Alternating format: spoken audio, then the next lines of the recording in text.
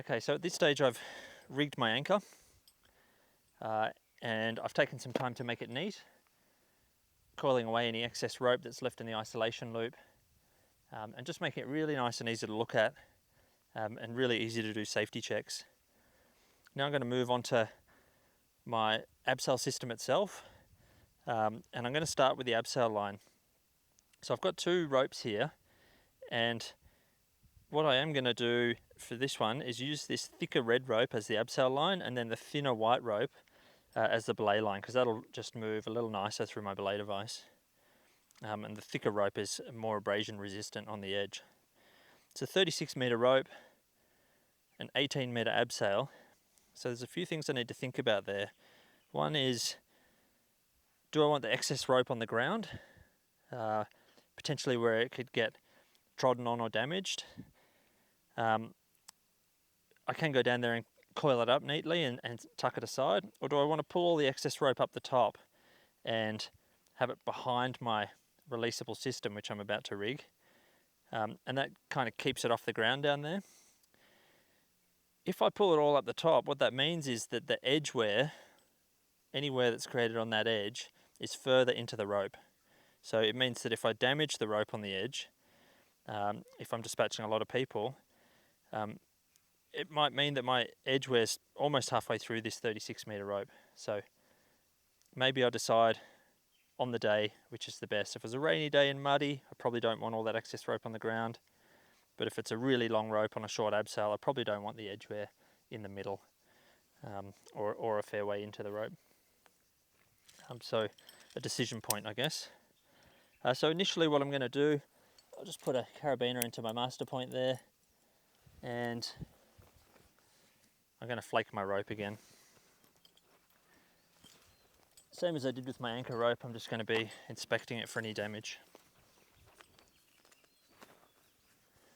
So I can break the rope open, makes it easy to flake, and just creating a top and a bottom, running it through my hand, checking for any damage to the sheath.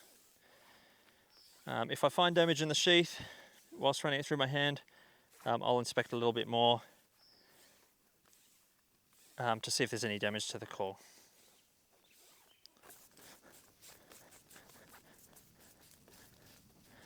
Okay, so I'm going to tie a figure 8 on the bite here,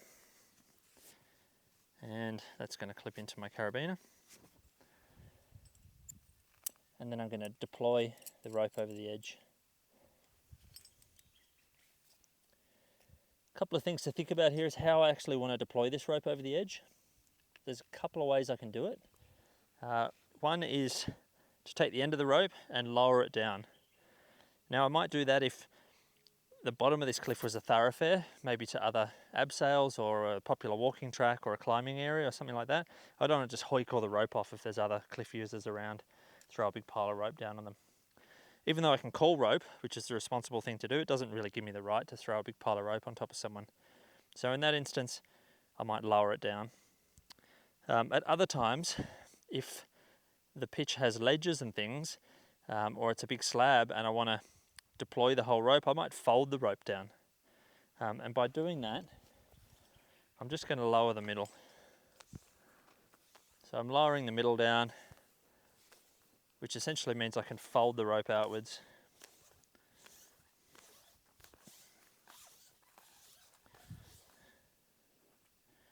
As I get towards the end, I can just take some little hand coils here, and that gives me some weight to throw the rope off the edge. Now on this particular abseil, I've got a 36 metre rope, and I've got an 18 metre cliff. I've got a big flat landing area with no other ledges or drops around it. So I'm happy that I can not have a rope, a knot in the end of this rope.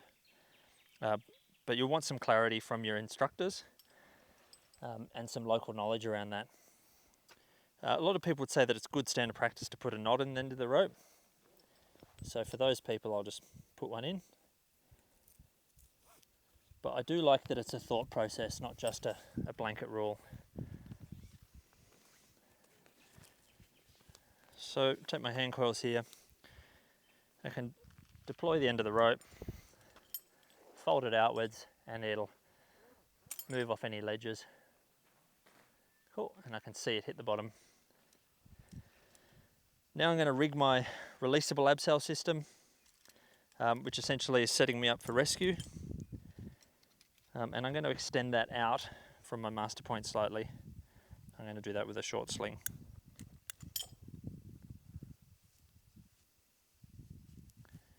Okay, so I've got a short sling here. I'm pretty happy that this can be through the same carabiner as my initial figure 8. And that gives me some separation from my system there. I might even make that a little bit shorter because it's going to start eating into my space here that I've got for dispatching my working space at the top of the cliff.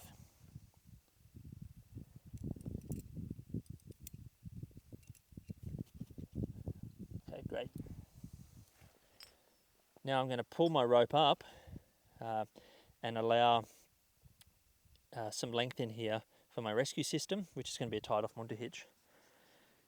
I want a minimum of 4 meters for this. So I'm just going to pull it up and just estimate my 4 meters. And do that, for me, that's about that much per meter. They can be generous meters. 3, 4. I tie my Munter hitch here. Pop it into the carabiner.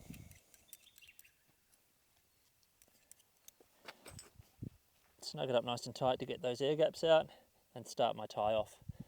Now my tie off, I want to hold the brake strand of the Munter hitch, take a biter rope underneath and pass it back under that initial brake strand I was holding. Pull it through and it becomes a slip knot.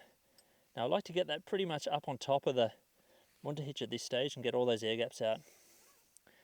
And I'm going to take a big armful of rope, so a full arm length of rope, and put my next 2 half hitches in.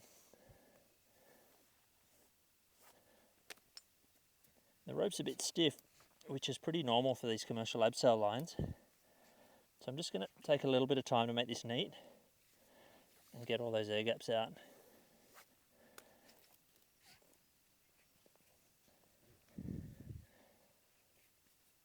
Just going to pull on the abseil line, seat it all, get it nice and snug, tidy away my excess. The tail here, I'm going to clip this back. So I can take a spare carabiner and I can clip that back like so. So clipping it back there, making sure that it can't come undone. I have to make sure that this isn't under tension at any stage, otherwise it's not releasable. Okay, so I'm happy that my abseil line's complete, and I'm going to move on to my belay line next.